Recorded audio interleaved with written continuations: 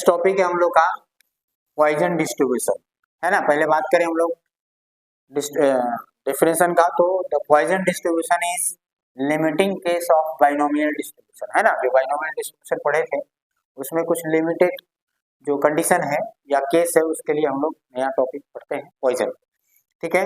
It is derive when the number of trials n is very large. अब ये समझ में आ गया क्या कि बाइनोमियल में जो n होता था वो क्या होता था, कम होता था। अगर n की वैल्यू, है ना, मतलब टोटल नंबर जो है अगर ज्यादा है उस केस में हम लोग क्या लगाएंगे, पॉइजन डिस्ट्रीब्यूशन। बात क्लियर है। फिर probability of success p is very small. और दूसरा चीज क्या रहेगा, जो प्रोबेबिलिटी ऑफ सक्सेस होगा, दो चैप्टर का हम लोग पढ़े थे, सक्सेस और फेलियर, p प्लस क्यू, ऐसा पढ़ेगा ना, p plus Q equal to 1। तो this is probability of success और this is probability of failure और इक्वल टू क्या, 1। तो यहाँ पर क्या होगा कि जो प्रोबेबिलिटी सक्सेस होगा वो क्या होगा, बहुत कम होगा। उस केस में हम लोग किसको यूज करेंगे, पॉइजन डिस्ट्रीब्यूशन को, ठीक है। फॉर्मूले की बात करें तो p x ऑफ r, और r क्या रहेगा, वही प्रोबेबिलिटी जिसके हमको निकालना है ना। r के जगह पे 1 2 3 जितना प्रकार में बोला है ना। 3 बम हो गया या 3 कार को या 3 कार्ड को सेलेक्ट करना है तो उसके लिए फिर r के जगह पे 3। फॉर्मूले में m to the power r e to the power minus m और नीचे में फैक्टोरियल r। बात करें m क्या है, तो m इक्वल टू np क्या है, मीन, और इसी को हम लोग बोलते हैं parameter of Poisson probability distribution, ठीक है ना। ये एग्जाम में आ भी चुका है 2 नंबर में ना, कि parameter of Poisson probability distribution किसको बोलते हैं, तो मीन को, m इक्वल टू np, ठीक है। क्वेश्चन की बात कर ले हम लोग, तो क्वेश्चन दिया हुआ है, if the probability of a bad reaction from a certain injection is इतना, ठीक है। इंजेक्शन की बात कर रहे हैं, उसमें बैड रिएक्शन इतना होगा, ठीक। Determine the chance that out of 2000, अब n की वैल्यू है ना ज्यादा, अभी जो हम लोग बात की n क्या रहेगा, बहुत ज्यादा रहेगा, ठीक है। Individuals more than that 2 will be a bad reaction. अब उसमें से 2 विल बी को हमको क्या करना है, बैड रिएक्शन निकालना है, ठीक है। तो सबसे पहले क्या करना है हम लोग को, m निकाल लेना है, क्योंकि फॉर्मूले में ही m है, m की वैल्यू तो निकालना ही पड़ेगा, ठीक है। सॉल्यूशन की बात करें तो सबसे पहले क्या निकालेंगे हम लोग, m इक्वल टू क्या, np, ठीक। n क्या 2000 है ना, तो 2000 कर लिए और इनटू में p मतलब 0.001, सॉल्व कर देंगे कितना आ जाएगा, 2। तो ये हो गया हम लोग का स्मॉल m, ठीक है। अब क्या कर रहा है कि probability that more than 2 will be a bad reaction, ठीक है। तो अब जैसे 2 का मोर देन 2 होना चाहिए, बोला है ना, ठीक। तो मोर देन 2 मतलब फिर उस दिन जैसा बताए थे, ठीक, कि टोटल 1 होता है, 1 में से किसको माइनस कर देंगे, 1 माइनस 0 वाला प्लस 1 वाला प्लस 2 वाला, तो मोर देन 2 हो गया, है नहीं। तो ये इतने का प्रोबेबिलिटी निकाल करके 1 में से माइनस कर देंगे, आंसर आ जाएगा, ठीक है। तो क्या होगा, लिख लेना, है ना, वही चीज क्या लिखना है अपने को, प्रोबेबिलिटी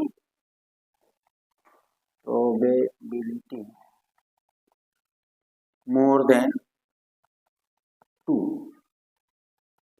है ना, 2 बैड रिएक्शन, ठीक, यही है ना। क्या मिल जाएगा, 1 माइनस कौन सा, पहला वाला, मतलब r के जगह में पहले 0, ठीक, फिर 1 फिर 2, तो फॉर्मूला आ जाएगा ऐसा, m to the power 0 e to the power minus 0 upon में factorial 0 plus m to the power 1 into में e to the power minus 1 upon में factorial 1 plus m to the power 2 e to the power minus 2 factorial 2, इसको minus कर देंगे ना, ठीक है।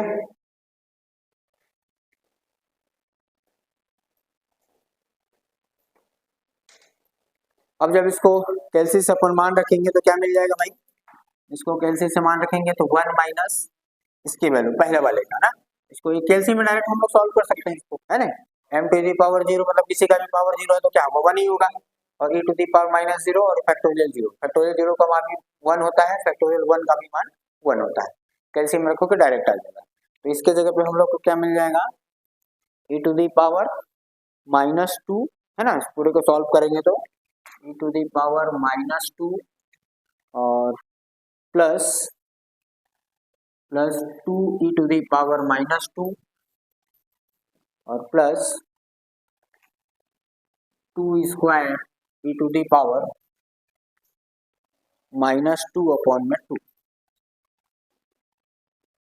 ठीक है, अब इस पूरे को सॉल्व कर दोगे तो क्या मिल जाएगा हम लोग को, पूरे को सॉल्व करने के बाद 1 minus 5 upon E square, 1 minus 5 upon E square, इसको कैलसी में डायरेक्ट सॉल्व कर दोगे तो आ जाएगा क्या 0.32, है ना, 0.323, तो ये हो जाएगा। ठीक है, नेक्स्ट क्वेश्चन देख लेते हैं, नेक्स्ट क्वेश्चन देख लेते हैं टेबल वाला। ठीक है, इसमें क्या है कि fit a Poisson distribution to the set of observation table. ठीक है, x की वैल्यू दे दिया है और f की वैल्यू दे दिया। अब ऐसे केस में हम लोग मीन कैसे निकालेंगे, तो मीन कैसे निकालते हैं, fx पता है ना फॉर्मूला, मीन का x बार या स्मॉल m की बात करें तो मीन इक्वल टू क्या होगा, समेशन ऑफ fx अपॉन में समेशन ऑफ f। ठीक है, तो इसका मतलब क्या है, fx मतलब 0 प्लस 16 प्लस 30 प्लस 6 प्लस 4 और अपॉन में समेशन ऑफ f की बात करें 200।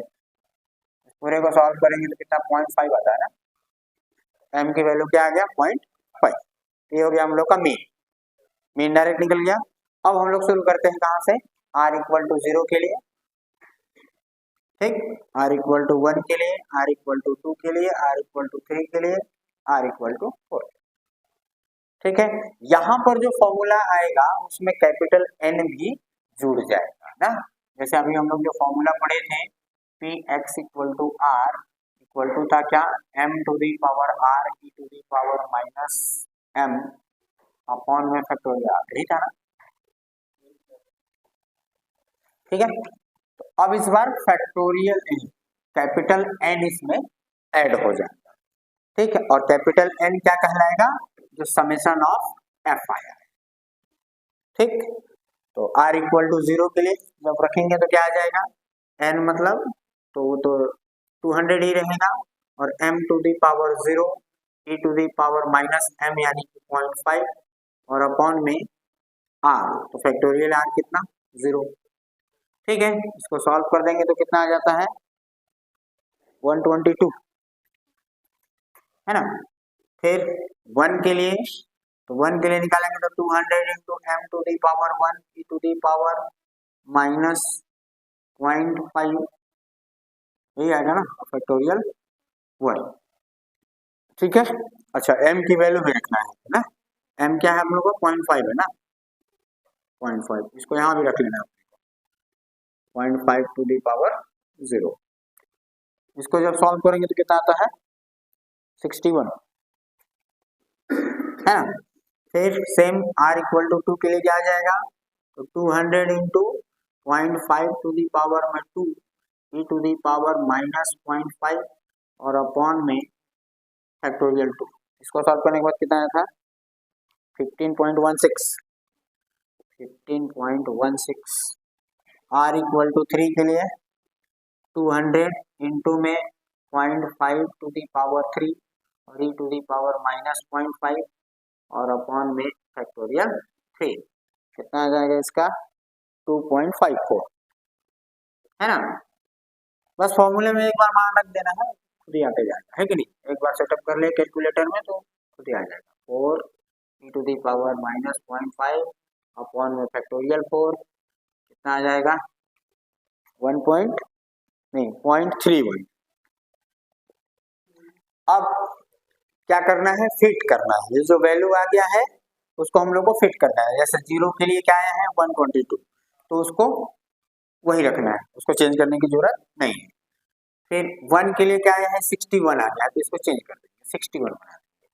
फिर 2 के लिए क्या आया है 15.16, तो 15.16 और 3 के लिए आया है 2.54, तो यहाँ पर 2.54, ये आया है 0.31, ये हो गया 0.31, दैट इज आंसर। ओके।